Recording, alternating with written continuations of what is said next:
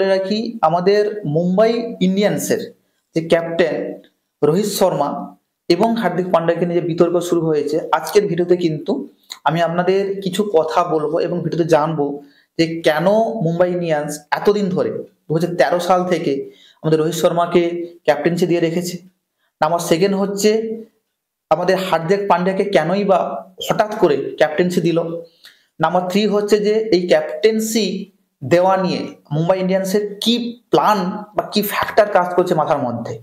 Number four হচ্ছে যে এই যে ক্যাপ্টেন্সি দেওয়ার পর বা ছাড়ানোর পর রোহিত শর্মা থেকে আমাদের হার্দিক পান্ডিয়াকে দেওয়ার পর আমাদের কি কি রিয়াকশন পাওয়া যাচ্ছে, তার যে ফ্যান রোহিত শর্মার যে ফ্যান গুলো আছে বা ফ্যান ফলোয়ার যারা আছে তারা কিভাবে রিয়াকশন দিচ্ছে।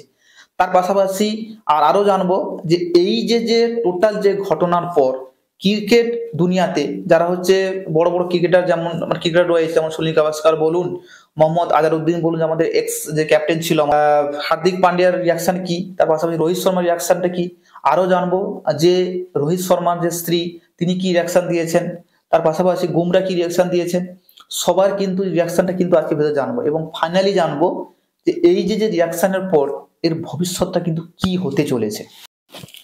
প্রথমে জানবো যে মুম্বাই ইন্ডিয়ান্স কেন রোহিত শর্মাকে এতদিন ধরে ক্যাপ্টেন্সিতে রেখেছিল।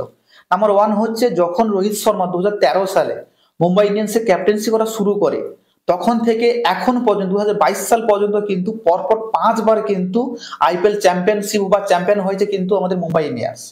সেকেন্ড নম্বর ফ্যাক্টরটা হচ্ছে আইপিএল এর কিংবা হচ্ছে টি-20 ইতিহাসে কিন্তু Rohit Sharma second most popular কিন্তু ক্রিকেটার ইন দ্য ওয়ার্ল্ড।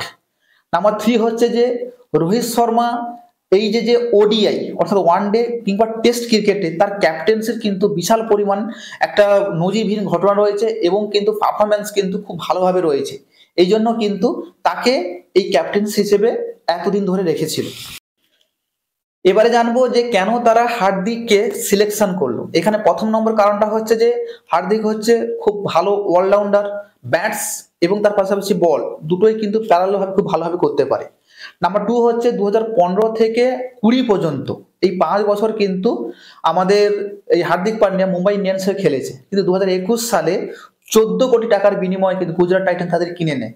এবং 2021 সালে যখন তারা আসে সেই সময় কিন্তু এটা বলে রাখি 2021 সালে প্রথম গুজরাট টাইটান্সে কিন্তু আইপিএল চ্যাম্পিয়ন করে দেয় এবং তারপরে 2023-এর এবং 2022-এর এখানে কিন্তু রানার্স রেখেছে এবং দুটোর ক্ষেত্রে কিন্তু ক্যাপ্টেন্সি পাওয়ার পর গুজরাট টাইটান্সের যে পপুলারিটি কিন্তু অনেকটা বাড়িয়ে দিয়েছে আমাদের হার্দিক পান্ডিয়া। এরপরে জানবো যে মুম্বাই ইন্ডিয়ান্সের মাথায় কি প্ল্যান ফ্যাক্টর করছে যেখানে রোহিত শর্মাকে ক্যাপ্টেন্সি থেকে উইদাউট এনি নোটিসে তাকে ডিসমিস করে দিয়েছে। নাম্বার ওয়ান হচ্ছে 2023-এ যে টি-20 ম্যাচগুলো খেলা হচ্ছে, যেমন ওয়েস্ট ইন্ডিজ বলুন, তার পাশাপাশি সাউথ আফ্রিকা বলুন কিংবা হচ্ছে আমাদের অস্ট্রেলিয়া বলুন, কোনোটাতেই কিন্তু রোহিত শর্মা খেলেন। এখানেই প্রশ্ন, রোহিত শর্মার পারফরমেন্স নিয়ে কিন্তু কিছুটা ডাউট ফিল করছে মুম্বাই ইন্ডিয়ান্স। নাম্বার টু হচ্ছে যে রোহিত শর্মার ফিটনেস নিয়ে। দেখুন আমরা সবাই জানি অনেক সময় কিন্তু রোহিত শর্মাকে ট্রোল করা হয় তার হেভি ওয়েটের জন্য এবং আনফিট তার ফিজিক্যাল অ্যাক্টিভিটির জন্য। এই জন্য বলতে চাইছি যে মুম্বাই ইন্ডিয়ান্স ভেবেছে কিছুদিন পর হয়তো যে আইপিএল যখন খেলা হবে সেই সময় রোহিত শর্মা বাইচান্স যদি অসুস্থ হয়ে পড়ে তাহলে কিন্তু তাদের যে প্ল্যান এবং তাদের যে ফিউচার মুম্বাই ইন্ডিয়ান্সের সেটা কিন্তু কিছুটা হলেও কিন্তু নষ্ট হয়ে যেতে পারে। নাম্বার থার্ড হচ্ছে যে আমাদের হার্দিক পান্ডিয়া যখন গুজরাট টাইটান্সে যোগদান করে তারপরে কিন্তু গুজরাট টাইটান্স কিন্তু প্রথমবার চ্যাম্পিয়ন হয়, তার পাশাপাশি কিন্তু তারপরে রানার্স হয়, এখানে কিন্তু তার কিছুটা পপুলারিটি রয়েছে।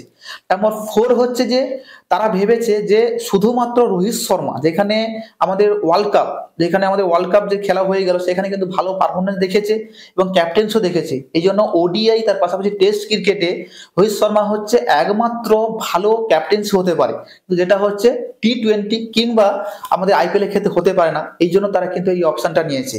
তার পাশাপাশি ফিফথ নম্বর অপশনটা যেটা হচ্ছে ফিফথ নম্বর পয়েন্টটা হচ্ছে হার্দিক পান্ডিয়া কিন্তু ফিট অ্যান্ড ফাইন সর্বদাই, যদি কোনো কারণে ব্যাটে যদি ফ্লপ খেয়ে যায় তাহলে বোলিংয়ে দেখে দিবে, যদি বোলিংয়ে যদি ফ্লপ খেয়ে যায় তাহলে কিন্তু ব্যাটিংয়ে দেখে দিবে। তাহলে হচ্ছে প্যারালাল ভাবে কিন্তু বোথ সাইড কিন্তু তারা বেনিফিটেড হবে যদি হার্দিক পান্ডিয়াকে নিয়ে নেয়। এই জন্য বলতে চাইছি তারা এইরকম একটা পরিকল্পনা করে কিন্তু আমাদের রোহিত শর্মাকে কিন্তু তার ডিসমিস করেছে।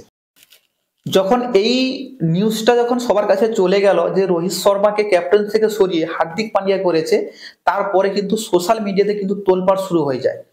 সঙ্গে সঙ্গে কিছু রিয়াকশন দেখা যায়। নাম্বার ওয়ান রিয়াকশনটা হচ্ছে মুম্বাই ইন্ডিয়ান্সের যে ফলোয়ার ছিল বা সাবস্ক্রিপশন যারা ছিল তারা কিন্তু কমে যায়, যেখানে 15 মিলিয়ন কিংবা 13 মিলিয়ন ছিল সেখানে কিন্তু 1 মিলিয়ন কিংবা 1.5 মিলিয়ন কিন্তু কমে যায়। নাম্বার টু হচ্ছে আপনাদের যে হার্দিক পান্ডিয়ার পারফরমেন্স নিয়ে কিন্তু কিছুটা হলেও ডাউট ফিল করে এবং তার যে বিহেভিয়ার এটা নিয়েও কিন্তু অনেকে প্রশ্ন করতে থাকে। নাম্বার থ্রি হচ্ছে যে তার যে ফলোয়ার্স যারা থাকে তারা ফলোয়ার্স কিন্তু এই মুম্বাই ইন্ডিয়ান্সে কিন্তু বয়কট করার চেষ্টা করে, তাতে কেউ না মুম্বাই ইন্ডিয়ান্সে খেলা দেখতে যায়, কেউ না সাপোর্ট করে। এরপরে কিন্তু ক্রিকেট মহলের কি কি রিয়াকশন পাওয়া যায় আমরা জানবো। প্রথম নম্বর অপশনটা হচ্ছে সূর্যকুমার যাদব এই নিউজটা পাওয়ার পর কিন্তু একটা ভাঙা হৃদয়ে কিন্তু ছবি পোস্ট করে। নাম্বার টু হচ্ছে যে রোহিত শর্মার ওয়াইফও কিন্তু দুঃখ প্রকাশ করেছে ইনস্টাগ্রামে। নাম্বার থ্রি হচ্ছে যে আমাদের প্রাক্তন অধিনায়ক মোহাম্মদ আজাদউদ্দিন কিন্তু তিনিও দুঃখ প্রকাশ করেছেন। তার পাশে সুনীল গাভাস্কার তিনিও দুঃখ প্রকাশ করেছেন যে হঠাৎ কিভাবে উইদাউট নোটিসে কিন্তু এবার ক্যাপ্টেন্সি সরিয়ে দিল, এতদিন ধরে ক্যাপ্টেন্সি করেছে, এত কিছু সাফল্য দিয়েছে সেই। এরপরে জানবো রোহিত শর্মার রিয়াকশনটা কি। দেখুন রোহিত শর্মার রিয়াকশন এখন পর্যন্ত কিছু পাওয়া যায়নি। রোহিত শর্মা কিন্তু এখনো পর্যন্ত কিন্তু সাউথ আফ্রিকায় আছেন, তিনি সেখানে যে টেস্ট ক্রিকেট হবেন টেস্ট ক্রিকেটে কিন্তু নেতৃত্ব দেবেন। আর দেখা যাচ্ছে যে এই নিউজ পাওয়ার পর তিনি কি সিদ্ধান্ত নেন, তিনি কি বর্তমানে সেই মুম্বাই ইন্ডিয়ান্সের হয়ে খেলবে না কিংবা কিছুটা ফ্র্যাঞ্চাইজি হচ্ছে তিনি চেঞ্জ করে অন্য দলে চলে যাবে।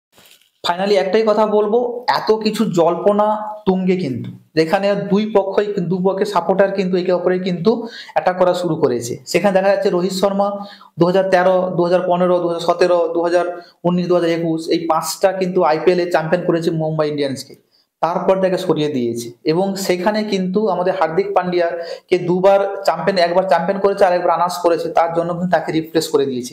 এখানে মূল প্রশ্ন যে কি হয়, আলটিমেট কি হবে সেটাই দেখার বিষয়। কিন্তু আমি আপনাদের একটাই কথা বলবো, আইপিএল বলুন বা আদার্স কোনো খেলা বলুন, আমাদের মূল টার্গেট থাকতে হবে ইন্টারন্যাশনাল যে ম্যাচগুলো থাকবে সেই ম্যাচে কতটা পারফরমেন্স করতে পারে সবাই মিলে, কারণ ইউনিটি ইজ দ্য পাওয়ার। এই জন্য বলতে চাইছি যে আইপিএল মানে হচ্ছে টাকার খেল, কারণ টাকা যে বেশি দিবে সেখানে চলে যাবে, এখানে কিন্তু পারফরমেন্স কোনো ফ্যাক্টর করবে না। কিন্তু যেদিন আমি চাইবো একদিন সময় আসবে, এরপরে টি20 ওয়ার্ল্ড কাপ আছে, সেখানে কি আমরা চাইবো যে ভারত যেটা আমাদের ওডিআই ওয়ার্ল্ড কাপে যেখানে মানে ফেলিয়ার হয়েছে সেখানে কি কিন্তু টি20 ওয়ার্ল্ড কাপে চ্যাম্পিয়ন হতে পারে। এই